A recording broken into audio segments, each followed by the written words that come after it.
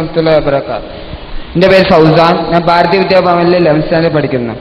ഞാൻ എൻ്റെ അറിവിൻ്റെ ഇതിൽ ഒരു ചോദ്യം ചോദിക്കാൻ പാടില്ല. തെറ്റുണ്ടെങ്കിൽ അള്ളാഹുവിനെ പുറക്കൽ തേടുന്നു. ഡാർവിൻ്റെ തിയറി പ്രകാരം life originated in water. In water, from microorganism, higher class organism evolved. Like fishes evolved, then amphibians, then from amphibians to reptiles, from reptiles to mammals. From mammals, from apes group, the human beings originated. But in Quran's theory, it is the theory of special creation. That is theory that says that Allah or God created the human being. Like we all know the story that Adam's creation. So in Darwin's theory, there's a proof that embryonic stage. If you check the embryonic stage of all mammals, amphibians, everyone, it is the beginning is same, but gradually only changes occur. And another theory is a bird called Archaeopteryx was there. It was evolved from reptile to birds. So Darwin's theory is fully satisfying here.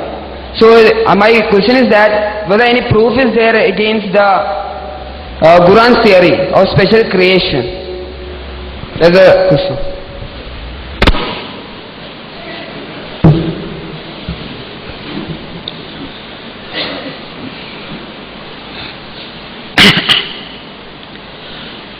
Darwin theory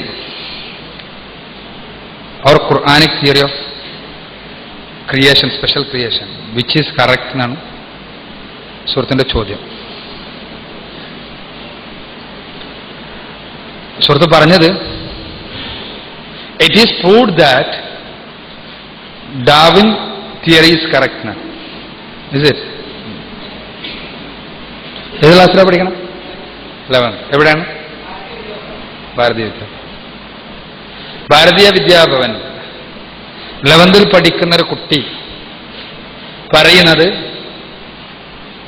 ജീവപരിണാമം അഥവാ ഡാർവിന്റെ സിദ്ധാന്തം തെളിയിക്കപ്പെട്ടു എന്നാണ്. തെളിയിക്കപ്പെട്ടൊരു സിദ്ധാന്തമാണ്. നമ്മുടെ വിദ്യാഭ്യാസത്തിന്റെ ഏറ്റവും വലിയ ഗതികേടുകളിൽ ഒന്നാണിത്. നമ്മുടെ നാട്ടിലെ ഏറ്റവും ഉന്നതമായ ഒരു വിദ്യാലയത്തിൽ പഠിക്കുന്ന ഒരു കുട്ടിക്ക് ലഭിക്കുന്ന ഈ വിഷയത്തിലുള്ള അറിവ് ഇതാണ്. എന്നാൽ നിങ്ങൾ ചിന്തിച്ചു നോക്കുക, ഡാർവിൻ തിയറിയുടെ ഏറ്റവും വലിയ വക്താക്കളിൽ ഒരാൾ ഇന്ന് ജീവിച്ചിരിക്കുന്ന, അവിടെ നിങ്ങളിപ്പോ സംസാരിക്കല്ലേ, അത് കേൾക്കണ്ടേ? ഇന്ന് ജീവിച്ചിരിക്കുന്ന ഡാർവിൻ തിയറിയുടെ ഏറ്റവും വലിയ വക്താക്കളിൽ ഒരാൾ സ്റ്റീഫൻ ജെ ഗോൾഡ് എന്ന് പറയും. അദ്ദേഹം എഴുതിയ ഒരുപാട് പുസ്തകങ്ങൾ പഠിത്ത് പുറത്തിറങ്ങിയ ഒരു പുസ്തകമാണ് കുറച്ചു മുമ്പ്, അതിൽ 8-10 വർഷമായി, എവർ സിൻസ് ഡാർവിൻ എന്ന ബുക്ക്. എവർ സിൻസ് ഡാർവിൻ എന്ന പുസ്തകത്തിൽ അദ്ദേഹം ഡാർവിനിയൻ തിയറിയെ അല്ലെങ്കിൽ തിയറി ഓഫ് എവല്യൂഷനെ സ്ഥാപിക്കാൻ വേണ്ടിയാണ് ശ്രമിക്കുന്നത്. ഒരുപാട് ശ്രമിക്കുന്നുണ്ട്. പക്ഷേ അദ്ദേഹം പറയുന്നൊരു കാര്യമുണ്ട്, ഒരുപാട് കാര്യങ്ങൾ പറയുന്നുണ്ട്, സത്യസന്ധമായി പറയുന്നുണ്ട്. ശാസ്ത്രം തെളിയിക്കുന്ന, സാധാരണയായ ഒരു സയന്റിഫിക് തിയറി തെളിയിക്കുന്ന അതേ യാർഡ്സ്റ്റിക്സ് ഉപയോഗിച്ച്, അതേ അളവുകോലുകൾ ഉപയോഗിച്ച് ഒരിക്കലും ജീവപരിണാമം തെളിയിക്കുവാൻ സാധ്യമല്ല.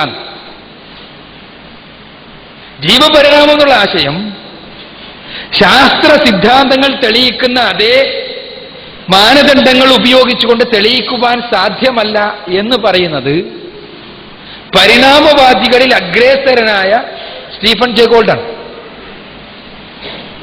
പക്ഷെ നമ്മുടെ പുസ്തകത്തിൽ ജീവപരിണാമം തെളിയിക്കപ്പെട്ട സിദ്ധാന്തമാണ്. എന്തുകൊണ്ടാണത്? അതിന് പിന്നിൽ വളരെ വലിയൊരു ഗൂഢാലോചന ഉണ്ട്. ആ ഗൂഢാലോചന എവിടെ നിന്ന് വരുന്നു, എങ്ങനെയുണ്ടാകുന്നു എന്ന് അറിയണമെങ്കിൽ ഒരു പരിണാമവാദിയുടെ ഒരു ഉദ്ധരണി ഞാൻ പറയാം. സർ ആർതർ കീത്ത് എന്നാണ് അദ്ദേഹത്തിന്റെ പേര്.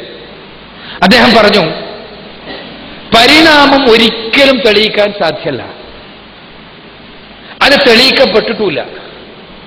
പക്ഷെ ഞങ്ങൾ അതിൽ വിശ്വസിക്കുന്നു. കാരണം പരിണാമത്തിൽ വിശ്വസിച്ചിട്ടില്ലെങ്കിൽ ദൈവമാണ് മനുഷ്യരെ സൃഷ്ടിച്ചതെന്ന് വിശ്വസിക്കേണ്ടി വരും. എന്തുകൊണ്ട് പരിണാമവാദം എന്നുള്ള ചോദ്യത്തിനുള്ള ഉത്തരം നമുക്കായി. ഇനി ഈസ് ഇറ്റ് പ്രൂവ്ഡ് എന്നാണ് സുഹൃത്തിന്റെ ചോദ്യം. ഒരു ശാസ്ത്ര സിദ്ധാന്തം എന്നുള്ള നിലക്ക് ജീവപരിണാമം എന്ന ആശയം പ്രൂവ് ചെയ്യപ്പെട്ടിട്ടുണ്ടോ? ഇവിടെ പറഞ്ഞ കാര്യങ്ങൾ ഇപ്പോ ഒരു സ്റ്റെപ്പ് ബൈ സ്റ്റെപ്പ് ആയിട്ടാണ്. ഇപ്പോ ഒരു എന്താ പറയാ, ഒരു സിംഗിൾ സെൽ ബീയിങ്ങിൽ നിന്ന്, അമീബനെ പോലുള്ള ഒരു ബീയിങ്ങിൽ നിന്ന് മെല്ലെ മെല്ലെ ഹൈഡ്രയെ പോലെ ഉണ്ടായി, പിന്നീട് അങ്ങനെ മെല്ലെ മെല്ലെ മെല്ലെ മെല്ലെ മെല്ലെ വളർന്നിട്ട് മനുഷ്യനെ പോലുള്ള സങ്കീർണ ജീവികൾ ഉണ്ടായി, എയ്പ്സിൽ നിന്ന് മനുഷ്യനുണ്ടായി എന്നുള്ള സിദ്ധാന്തം. ഇത് നല്ല തെളിവ് എന്താണ്? തെളിവ് ഇവർ പറയാറുള്ള തെളിവുകൾ ഒന്നാണ് സുഹൃത്ത് പറഞ്ഞത്. എന്താണ്? ഗർഭപാത്രത്തിൽ എല്ലാ ജീവികളുടെ ഒരേ രൂപമാണ്. സിംഗിൾ സെല്ലിൽ നിന്നാണ് എല്ലാവരും ഉണ്ടാണ്. സെല്ലിൽ നിന്ന് എല്ലാം കോമൺ ആണ്. ആ സെല്ല് ഇങ്ങനെ ഇവോൾവ് ചെയ്യുന്ന എവിടെ നിന്നാണ്? ഗർഭപാത്രത്തിൽ വെച്ചാൽ ബോംബിൽ വെച്ചിട്ടാണ്. ആ ഇവോൾവ് ചെയ്യുന്ന ഘട്ടത്തിൽ, ഈ ഘട്ടത്തിൽ ഏതോ ഒരു ഘട്ടത്തിൽ വെച്ച്, അല്ലെങ്കിൽ ബേസിക് ആയിട്ടുള്ള മാറ്റമുണ്ട്, പക്ഷെ രൂപത്തിൽ മാത്രമാണ് ഒരേപോലെ ഉള്ളൂ. രൂപം ഒരേപോലെയാണ്, ഏകദേശം ഒരേപോലെയാണ്. ഇത് മാമൽസിന്റെ അല്ല, മാമൽസിന്റെ മാത്രം. മാമൽസിന്റെ ഒരുവിധം എല്ലാം ഒരേപോലെയാണ്, പക്ഷേ അവസാനം വരുമ്പോൾ മാറുന്നുണ്ടല്ലോ. എന്തുകൊണ്ട് ഈ മാറ്റം ഉണ്ടാവുന്നു? എന്തുകൊണ്ടാണ് ഈ മാറ്റം വരുന്നത്? എവിടെ നിന്നുള്ള ഇടപെടലാണ് ഉണ്ടാകുന്നത്? ഒരൊറ്റ സെല്ലിൽ നിന്ന് തന്നെ ഉണ്ടാകുന്ന, ആ സെല്ലിലെ ക്രോമോസോമുകളിൽ രേഖപ്പെടുത്തപ്പെട്ട വിവരങ്ങൾക്കനുസരിച്ചുണ്ടാകുന്ന സെൽ ഡിവിഷൻ, അങ്ങനെ സെൽ ഡിവൈഡ് ചെയ്ത് ഉണ്ടാകുന്ന ഒരു എല്ലാ മാമൽസും, ആ മാമൽസിന്റെ ആദ്യത്തെ ഘട്ടങ്ങളെല്ലാം ഒരേപോലെ, പിന്നെ എവിടെയോ വെച്ചൊരു മാറ്റം ഉണ്ടാകുന്നു. എവിടെ നിന്നുണ്ടാകുന്നു? ഞാൻ പറയാം, കംപ്ലീറ്റ് ചെയ്തിട്ട് പറയാം. ഒന്ന്, ഇപ്പൊ സത്യത്തിൽ ഈ എവിഡൻസ് ഉണ്ടല്ലോ, ഇവർ പറയാറില്ല.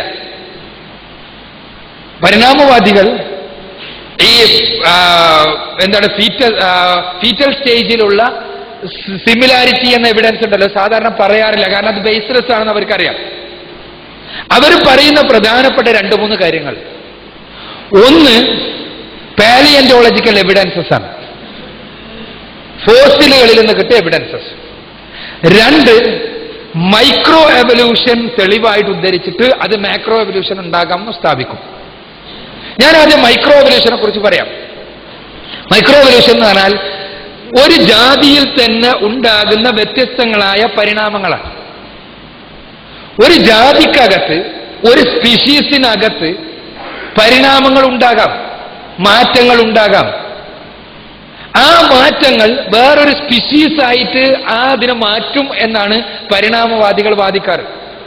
ഉദാഹരണത്തിന്, നമ്മൾ വിശ്വസിക്കുന്ന ആദം നബിയിൽ നിന്നും ഹവ്വാ ബീവിയിൽ നിന്നുമാണ് മനുഷ്യരെല്ലാവരും ഉണ്ടായതെന്നാണ്. പക്ഷെ ആ മനുഷ്യരിൽ തന്നെ കറുത്ത ആളുകളുണ്ട്, ആഫ്രിക്കക്കാര്, വെള്ളക്കാരുണ്ട്, റെഡ് ഇന്ത്യൻസ് ഉണ്ട്, ഇന്ത്യൻസ് ഉണ്ട്, ഇതെല്ലാം ഉണ്ട്. എങ്ങനെ ഇതുണ്ടായി? ഇതൊരു സ്പീഷീസിനകത്തുള്ള മ്യൂട്ടേഷനാണ്. സ്പീഷീസിനകത്ത് മ്യൂട്ടേഷൻ ഉണ്ടാകാം, പക്ഷെ ബേസിക് സ്പീഷീസ് മാറൂല. അതേപോലെ ഇപ്പൊ നമ്മൾ ആർട്ടിഫിഷ്യൽ മ്യൂട്ടേഷൻ നടത്താറുണ്ട് അല്ലെ? ഇപ്പോ പുതിയ പുതിയ ജീവി വർഗങ്ങൾ എന്ന് പറഞ്ഞിട്ട് നമ്മളിന്റെ ക്രോസിംഗ് എല്ലാം നടത്തിയിട്ട് ഒരു പുതിയ ഒരുപാട് പ്രൊഡക്റ്റീവ് ആയിട്ടുള്ള ജനറ്റിക് എഞ്ചിനീയറിംഗ് എല്ലാം വഴി പലതും ഉണ്ടാക്കാറുണ്ട്. പക്ഷെ ഒരു സ്പീഷീസിൽ നിന്ന് വേറെ സ്പീഷീസിനെ മാറ്റിയെടുക്കാൻ ഇതുവഴി ഒന്നും സാധ്യമല്ല. ഞാനൊരു ഉദാഹരണത്തെ കൂടെ പറയാം. മൈക്രോ എവല്യൂഷനും മാക്രോ എവല്യൂഷനും തമ്മിലുള്ള വ്യത്യാസം മനസ്സിലാക്കാൻ വേണ്ടി, മൈക്രോ എവല്യൂഷന്റെ അതേ മാനദണ്ഡം ഉപയോഗിച്ച് ഇപ്പോ എന്താണ് ഒരു ക്രോമോസോമിൽ ഒരു ചെറിയ വ്യത്യാസം വരുമ്പോഴാണ്, അല്ലെങ്കിൽ ഒരു ജീനിൽ ചെറിയ വ്യത്യാസം വരുമ്പോഴാണ് കറുത്ത തൊലിയുള്ള ഒരാൾ